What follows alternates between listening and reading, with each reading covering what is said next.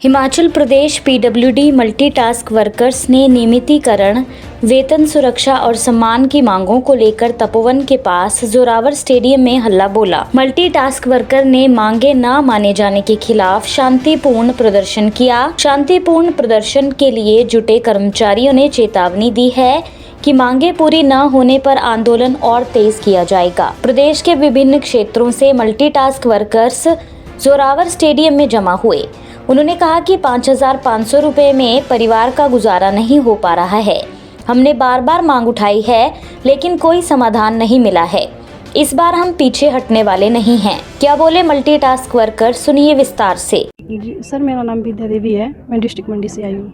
अच्छा, मंडी से आए हैं। क्या मांगे हैं और किन मांगों को लेकर आप यहाँ पहुँचे हैं? हमारी मांगी यही है, हम काफ़ी सालों से यहाँ लगातार हमें मतलब आते हुए 3 साल हो गए लगातार। हम कभी शिमला जा रहे हैं, कभी हम यहाँ आ रहे हैं। हमारी लगातार सरकार से यही मांग है कि जो वो हमें वेतन देती है महीने का 5-5.5 हज़ार, उसमें तो हमारा गुजारा बिल्कुल नहीं हो रहा है। हम सुबह 5-9 बजे से मतलब घर से निकल जाते हैं ड्यूटी के लिए। हमें आजकल तो घर आते आते अंधेरा ही हो जाता है। हमारे पास कमाई का कोई दूसरा साधन नहीं है। हमारे 3-4 बच्चे भी हैं सर। हमारे घर का काम जो तकरीबन ख़त्म हो जाता है, पूरा दिन हमारे पास कमाई का कोई दूसरा साधन है ही नहीं।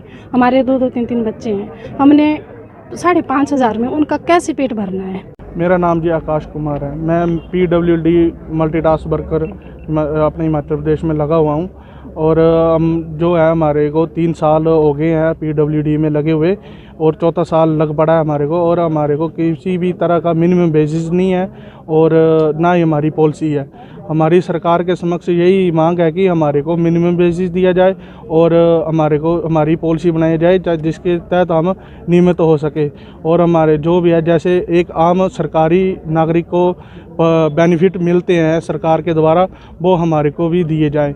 और जैसे कि हमारे जो मिनिस्टर साहब हैं विक्रमादित्य जी, तो हमारी उनसे भी दरख्वास्त है कि वो भी अपने कैबिनेट मीटिंग में या सत्र में हमारे लिए आवाज़ उठाएं, क्योंकि वो हमारे जो है पीडब्ल्यूडी के मिनिस्टर हैं। और हमें जो भी है मिनिमम बेसिस दिया जाए और हमारे को पक्का किया जाए।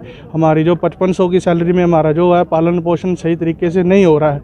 और हम यही मांग करते हैं कि हमारे जितने भी भाई लगे हुए हैं 4832 जो हमारे भाई हैं, उनके भविष्य के साथ खिलवाड़ ना करें और उनके भविष्य को सुधारने की और उनके सुरक्षित करने का जो है काम किया जाए। नगरोटा बगवा के विधायक और हिमाचल प्रदेश पर्यटन विकास निगम के उपाध्यक्ष RS बाली जोरावर स्टेडियम पहुंचे और कर्मचारियों की समस्याएं सुनी। क्या कहा RS बाली ने, सुनिए। वर्कर थे और उनका स्वर्गवास हुआ, तो इन्होंने मुझे कहा कि ऐसे ही हम लोग सड़कों पे काम करते हैं और हमारी इंश्योरेंस नहीं है। बड़ी ज़रूरत है कि जो बच्चे जो सड़कों पे काम कर रहे हैं और जो ग्राउंड जीरो पे काम कर रहे हैं, वो इंश्योर्ड होना बहुत ज़रूरी है। तो मुझे लगा ये बड़ा इम्पोर्टेंट चीज़ है। दूसरी चीज़ इन्होंने कहा कि हमारी जो पॉलिसी है, मैंने कहा माननीय मुख्यमंत्री महोदय संवेदनशील हैं बहुत, उनके दिल में बहुत दर्द है, जिनको ज़रूरत है उनके लिए। माननीय जो पीडब्ल्यूडी मिनिस्टर हैं, वो भी उनके दिल में भी बहुत दर्द है लोगों के लिए, संवेदनशील है बहुत। तो उनसे दोनों से बात करके, क्योंकि उनके महकमा है ये, उनका महकमा है, मैंने इनको कहा मेरा महकमा, उसके डिसीजन मैं लेता हूँ। ये महकमा जो है ये पीडब्ल्यूडी का है, पीडब्ल्यूडी मिनिस्टर वो देखेंगे, CM साहब सबसे ऊपर हैं इसलिए वो देखेंगे, फाइनेंस मिनिस्टर हैं वो। पर उनकी जो पॉलिसी है, डेली वेजेस का इनका सिस्टम है और साथ में इनकी ये है डिमांड इंश्योरेंस की, मिनिमम वेजेस की वही है जो। तो ये 3 डिमांड्स इनकी जो है वो माननीय मुख्यमंत्री महोदय को उन्होंने बतानी है, पीडब्ल्यूडी मिनिस्टर को बतानी है। मैंने कहा आप जब भी आज समय लगता है तो उनके साथ आपको मिलवाते हैं और आपकी पूरी बात करते हैं। जहाँ पे भी आपकी आवाज़ उठानी होगी, चाहे सदन के अंदर उठानी होगी, चाहे सदन से बाहर उठानी होगी, मैं कहीं ना कहीं मेरी आत्मा मुझे लगता है कि इनके साथ बिल्कुल जुड़ी हुई है।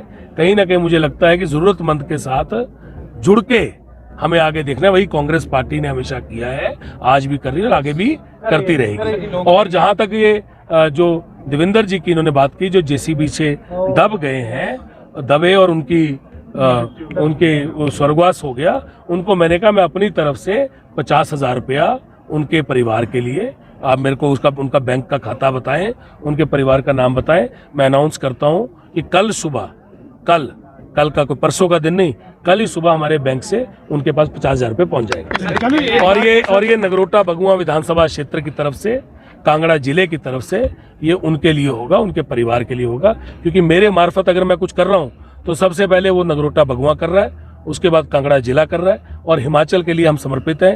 हिमाचल एक है। पिछली बार भी जब आपदा आई थी तो 11 लाख रुपया हमने अपने निजी खाते से, मैंने खुद के निजी खाते से भेजा था, जो डीसी साहब के पास, उनके पास पड़ा है, और वो हर परिवार को जिनका स्वर्गवास हुआ है, हर किसी के पास चेक के मार्फत हुआ पैसा जो है वो पहुंच रहा है। हिमाचल से जुड़ी हर बड़ी अपडेट के लिए बने रहिए EWN24 news, choice of Himachal के साथ।